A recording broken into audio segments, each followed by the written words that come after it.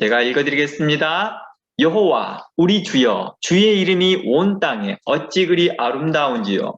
주의 영광을 하늘 위에 두셨나이다. 주의 대적을 인하여 어린아이와 젖먹이의 입으로 말미암아 곤능을 세우시며 이는 원수와 보수자로 잠잠케 하려 하심이니이다. 주의 손가락으로 만드신 주의 하늘과 주의 베풀어 두신 달과 별들을 내가 보니 사람이 무엇이 관대 주께서 저를 생각하시며 인자가 무엇이 간대 주께서 저를 공고하시나이까. 저를 천사보다 조금 못하게 하시고 영아와 종기로 간을 씌우셨나이다. 주의 손으로 만드신 것을 다스리게 하시고 만물을 그 발 아래 두셨으니 곧 모든 우양과 들짐승이며 공중의 새와 바다의 어족과 해로에 다니는 것이니이다. 여호와 우리 주여, 주의 이름이 온 땅에 어찌 그리 아름다운지요. 아멘. 오늘은 1절과 9절이 같은 내용이죠. 같은 말이 반복되어 있죠. 그래서 오늘 1절과 9절을 중심으로요, 이 한 절을 나누려고 합니다. 오늘 주의 이름을 부르는 자는 구원을 얻으리라 라는 주제와 함께 시편 1편 여호와 우리 주여, 주의 이름이 온 땅에 어찌 그리 아름다운지요. 주의 영광을 하늘 위에 두셨나이다 라고 증거하는 이 내용을 살펴보려고 합니다. 왜 여호와 우리 주님의 이름이 온 땅에 아름다울까요? 왜 시편은 다윗은 하나님의 이름이 온 땅에 아름답다라고 하였을까요? 이 말의 의미가 무엇일까? 이 말의 의미는 바로 주의 이름을 부르는 자마다 구원을 얻을 수 있기 때문에 온 땅에 아름다운 이름이라는 것입니다.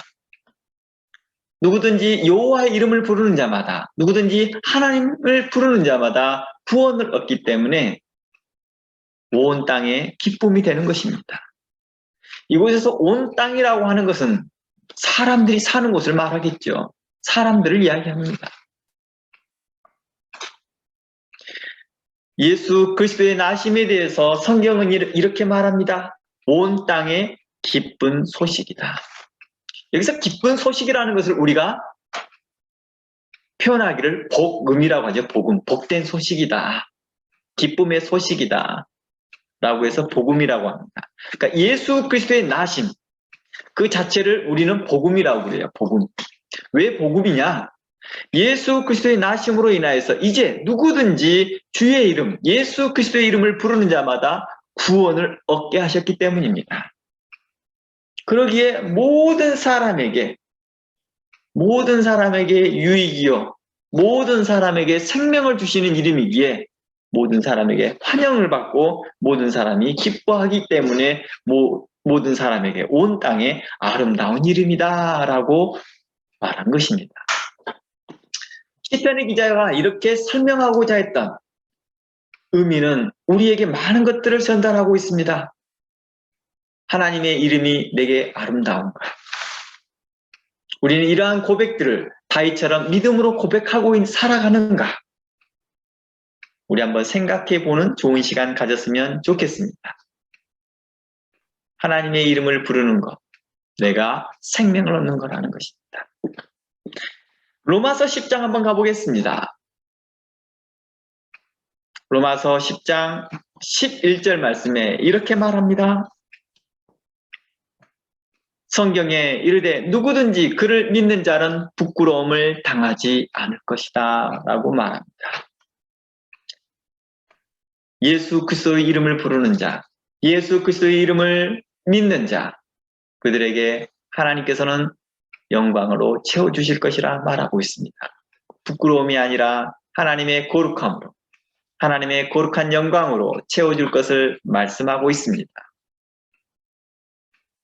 우리에게 환난과 어려움과 힘든 일이 있다 할지라도 예수 그리스도의 이름을 부르는 자마다 구원을 얻을 수 있다라고 약속하였습니다.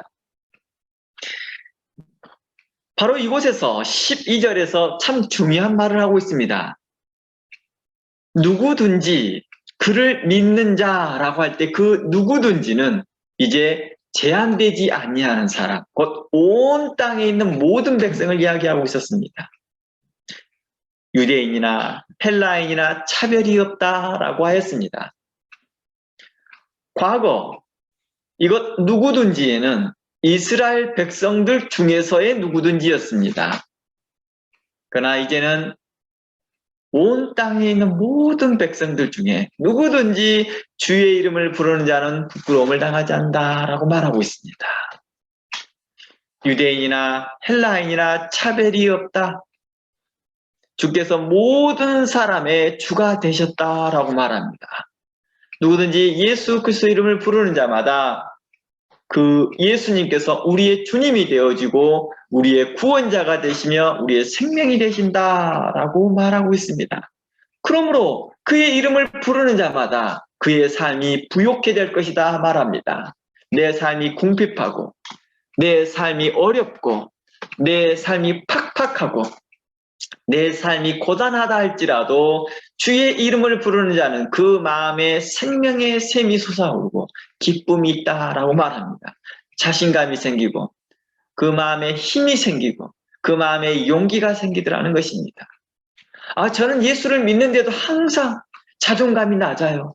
저는 자신감이 없어요. 예수를 믿는데도 신앙생활을 하는데도 나는 내 안에서 내 자신을 대하여서 너무 많은 죄책감 속에 살아가고 있어요. 이것은 믿는 자라고 하기 어렵지요. 믿는다라고 하는 사람이죠. 자기 스스로는 믿는다라고 하나 실질적으로는 어떠한 사람입니까? 그 믿음에 힘이 없는 사람들이죠. 그래서 야고보서의 말씀과 같이 그러한 사람들은 죽은 믿음을 가지고 있는 자와 같다 할 수 있을 것입니다. 이건 뭔가 문제가 있었기 때문이죠. 예수 그리스도를 믿는 자, 그 마음에 평강이 찾아오면 그 마음에 힘이 생기는 것은 바로 예수 그리스도의 말씀대로 행하기 때문입니다. 하나님의 말씀대로 행하는 자, 자신도 모르게 힘이 생겨요. 자신도 모르게. 우리 그러잖아요. 학교에서 그 학교의 규칙들을 잘 따라가주면 주변에서 그냥 인정해 주니까 그냥 힘이 생기는 거죠. 가정 안에서도 그렇죠. 가정 안에서도 똑같이 그러한 부모의 말에 순종하고 또 자신들 안에서 가지고 있는 일의 규칙을 잘 지켜나간다면 자신 안에서 어떤 일이나 힘이 생기는 거죠. 하나님의 말씀이 우리에게 이렇게 말합니다. 하나님을 믿는 자는 주의 이름을 부르는 자는 구원을 얻을 것이다. 이 말은 주의 이름을 부르고 주의 이름을 믿는다라고 하는 것은 내가 주의 계명대로 행하겠나이다. 내가 주를 의지하겠나이다. 세상의 가치관도 아니고 세상의 철학도 아니고 또한 이방의 종교의 신도 아니라 오직 하나님만이 나의 구원임을 믿습니다. 그러니 그 구원의 말씀을 내가 따라 행하겠습니다. 라는 그런 의지가 담겨있는 말이죠. 내가 주의 이름을 부릅니다. 예수님이라고 부를 때 그 의지는 내가 예수님 말씀대로 행하겠습니다. 라는 것입니다. 내가 예수님을 믿습니다. 라고 하는 것은 내가 예수님의 말씀을, 내가 진실임을 믿습니다. 그러니 그 말씀대로 내가 행하겠나이다. 내가 그 말씀대로 행할 때 내 안에서 힘이 생기고 용기가 생기고 성령이 충만케 됨을 나는 믿습니다. 왜냐고요? 하나님의 말씀은 진실이기 때문입니다. 라는 그런 전제에서 믿습니다. 라는 것이죠. 그러한 의지 가운데에서 나는 주의 이름을 부르는 것입니다. 그러므로 13절에 이렇게 말합니다. 누구든지 주의 이름을 부르는 자는 구원을 받으리라. 요엘서에서도 이 말씀이 똑같이 나와요. 요엘서 2장 32절 말씀에서도 누구든지 주의 이름을 부르는 자는 구원을 얻으리라 이렇게 나와요. 그러니까 이 말씀이 신약적인 배경에 있어서 나온 게 아니라 구약적 배경에서도 동시에 나오고 있습니다. 신약과 구약은 동일하게 주의 이름을 부르는 자는 구원을 얻는다라고 말합니다. 그러기에 다윗은 시편을 통하여서 주여 주의 이름이 얼마나 아름답습니까? 온 땅에 참으로 기쁨을 주고 온 땅에 생명을 주는 그 이름, 누구든지 여호와의 이름을 부르는 자는 구원을 얻습니다. 당시 시대적 배경도 한번 생각해 보겠습니다. 당시에 많은 이방 종교들이 있었고 우상 숭배가 만연한 그때에 주의 이름을, 여호와 하나님의 이름을 부르는 자는 구원을 얻는다 했다는 것입니다.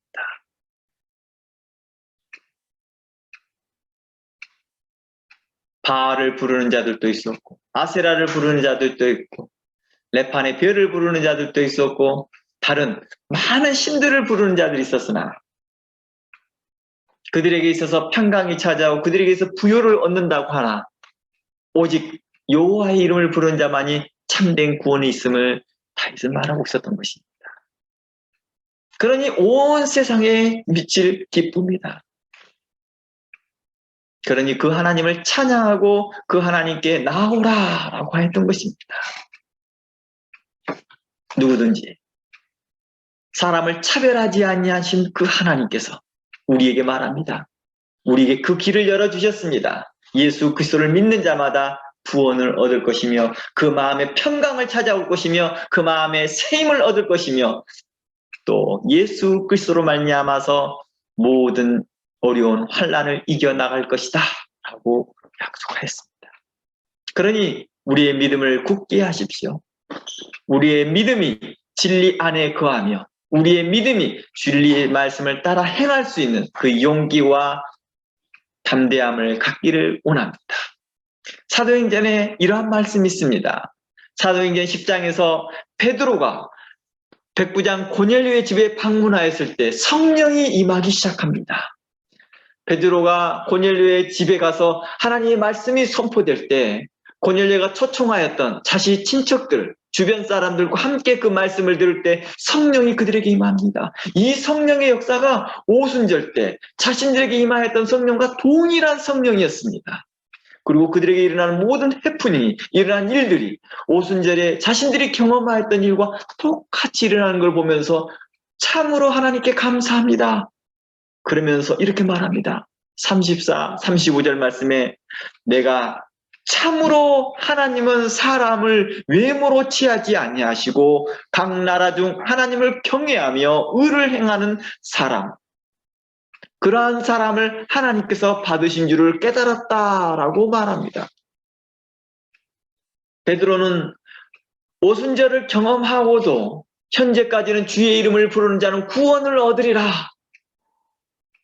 온 땅이 주의 이름을 인하여 기뻐할 것이다 라는 그 개념을 항상 이스라엘의 국한에서만 이야기하였으나 그렇게 생각해 왔으나 그렇게 이해하고 있었으나 이제 고넬료를 만나고 난 후에 그 말씀이 이스라엘에게만 해당되지 않았었구나. 온 민족에게 전 세계에 있는 모든 백성에게 해당되는 말씀이었구나. 하나님은 그들의 모든 사람을 구원하시기를 기뻐하신 하나님이시구나라는 걸 깨달았다는 것입니다. 그들을 차별하지 아니하고 사람을 외모로 판단하지 아니하고 그 사람을 하나님을 경외하며 의를 행하는 자 누구든지 하나님은 기뻐 받으시는 줄 알았다는 것입니다. 그러므로 사람을 외모로 판단하지 말고 오직 하나님의 마음을 본받아서 오직 우리도 온유한 심령과 국률한 마음으로 서로 사랑하고 연합하는 데 힘써야 할 것입니다. 사람을 외모로 판단하는 것은 죄가 됩니다. 사도 야고보는 이걸 지적하고 있는 것입니다. 이제 우리가 형제를 외모로 판단하지 말고 오직 감사함과 기쁨으로 형제와 연합하고 기뻐하는 삶을 살기를 우리가 기도해야 합니다. 또한 베드로의 고백처럼 우리의 그 고백이 동일해져야 될 것입니다. 베드로의 고백만이 그대로 역사 속에 남는 것이 아니라 이제도 살아 움직이는 것입니다. 이제 우리 가운데 역사하는 것입니다. 우리 가운데 동일하게 베드로의 고백처럼 우리의 고백이 되어야 할 것입니다. 참으로 하나님은 사람을 외모로 취하지 아니하시고 각 나라 중에 하나님을 경외하며 의를 행하는 사람을 하나님이 기뻐 받으신다. 이 생각, 이 고백, 이 믿음을 동일하게 고백하며 깨달아 알으라는 것입니다. 그러므로 믿음의 형제를 사랑하는데, 또 믿음으로 형제를 사랑하는데 우리가 힘써야 할 것입니다. 베드로후서 한번 가봅니다. 베드로후서 1장 5절입니다. 우리가 서로 사랑할 때 우리 마음에 평강이 일어납니다. 우리가 서로 사랑할 때 우리 마음에 용기가 생깁니다. 우리가 예수 그리스도의 이름으로 긍휼을 베풀 때 우리 마음에 용기가 찾아가요. 우리가 예수 그리스도의 이름으로 말미암아 다른 사람을 배려할 때 내 마음에 평강이 찾아옵니다. 내 안에 자신감이 오고, 내 안에 소외감이 들고, 내 안에 우울한 감이 있고, 내 안에 죄책감이 들 때 일어서십시오. 예수 그리스도로 말미암아 우리는 구원함을 얻은 자입니다. 우리는 진리 가운데 있는 자입니다. 진리가 내 앞에 있으니 그 진리의 말씀을 살피고 그 진리의 말씀대로 행하면 살 수 있다는 것입니다. 거룩한 것이 내 앞에 있는데도 취하지 않고 있다 한다면 참으로 어리석은 자입니다. 그러지 않을까요? 마치 이것과 같습니다. 내게 돈이 있습니다. 내게 현금 카드가 있습니다. 그런데 아무것도 사지 아니하고 먹을 것이 없다고 합니다. 차에가 기름이 없으니까 나는 차를 운행하지 못한다고 합니다. 나는 집이 없으니까 나는 밖에서 잔다라고 말합니다. 그런데 사용하라고 합니다. 왜 그 돈을 사용하여라. 지금 이것과 똑같은 일입니다. 진리를 사용하는 것입니다. 진리를 피워보시길 바랍니다. 그러면 그 안에 힘과 그 안에 생명과 그 안에 능력이 나타난다는 것입니다. 예수 그리스도 안에 감추어진 그 부활을 찾아내는 것입니다. 그것을 우리에게 이렇게 말합니다. 그러므로 너희가 만일 나를 믿는 자라 한다면 그 계명을 지켜 행하라. 너희가 만일 나를 사랑한다면 그 계명을 지켜 행하라. 이렇게 동일한 말씀들을 하고 있다는 것입니다. 우리가 형제를 사랑함으로, 우리가 형제와 연합함으로, 형제의 배려함으로 우리 안에 예수 그리스도의 생명의 샘이, 놀라운 은총이 솟아오를 것이라는 것입니다. 우리가 서로 배려하며 서로에 대하여서 존중하며 나아가는 데 힘써야 할 것입니다. 항상 자신이 우울한 감에 있는 사람들이 이렇게요. 자신이 항상 받을 것만 생각하니까 문제가 있는 거지. 자신이 항상 죄책감이 있는 사람은 항상 자신이 받을 것만 생각하니까 그렇지만 당신도 할 수 있습니다. 나도 할 수 있습니다. 여러분 모두가 한 사람 한 사람이 할 수 있습니다. 예수 그리스도께서 여러분들에게 힘을 주었기 때문입니다. 바로 그러한 힘을 가지고 베드로후서에는 이렇게 말합니다. 너희는 믿음의 덕을 세워라. 덕의 지식을, 지식의 절제를, 절제 인내를, 인내의 경건을, 경건의 형제의 우애를, 형제의 우애의 사랑을 공급하라 라고 말하였습니다. 너희가 믿음이 있느냐? 너희가 믿음이 있으면 이제 형제를 와 서로 사랑하고 우애하며 사랑을 공급하래요. 그때 이 공급할 때 어떤 일의 역사가 일어나요? 내 안에 능력이 일어나는 거예요. 그러나 이런 것이 너희에게 있어 흡속한즉 너희로 우리 주 예수 그리스도를 알기에 게으르지 않고, 예수 그리스도를 알기에 게으르지 않는다라는 말이 뭐예요? 내가 이제 진리를 믿었습니다. 예수 그리스도를 믿었습니다. 그러면 진리를 내 안에 있다는 것입니다. 진리가 우리 안에 있습니다. 바로 하나님의 말씀이었습니다. 그런데 그 말씀을 알기를 게으르지 말래요. 이 말은 무엇이에요? 예수 그리스도를 알기를 게으르지 말라 하는 것은 하나님 아버지의 마음을 배우는 것입니다. 예수 그리스도의 마음을 배우는 것입니다. 하나님의 말씀을 통하여 그 진리를 통하여 배우는 것입니다. 그러면 어떻게 형제를 사랑하는 것을 알게 되는 것이죠. 용납되지 아니하고 내게 이해되지 않는 사람이라 할지라도 내가 저 사람을 결코 용납할 수 없는 사람이라 할지라도 하나님께서 나를 그리스도 예수 안에서 나를 긍휼히 여기시고 용서해 주심과 같이 구원해 주심과 같이 나도 그 형제를 대하여 긍휼히 여기고 불쌍히 여기고 인자하게 대하여 사랑으로 대하는 것입니다. 이때 내 안에 믿음이 생기는 것이죠. 이때 내 안에 능력이 나타나는 것입니다. 항상 우울함과 좌절감과 내게 가지고 있는 낮은 자존감으로 해서 항상 뭔가를 내가 받아야지 뭔가를 할 수 있다고 하나 우리에게 이미 있다는 것입니다. 그것을 사용하라고 합니다. 그때 능력이 나타납니다.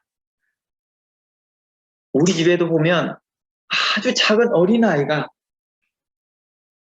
아버지를 사랑합니다. 아버지만이 아이들을 사랑하는 게 아니었고 자신이 적다고 생각하지 않습니다. 사랑하는 자들. 우리가 서로 사랑할 때 우리 안에 힘이 생기는 것입니다. 내 안에 긍휼한 마음, 사랑하려는 마음, 그 마음이 있을 때 내 마음에 평강이 찾아온다는 것입니다. 예수 그리스도의 말씀이 우리로 그렇게 할 것입니다.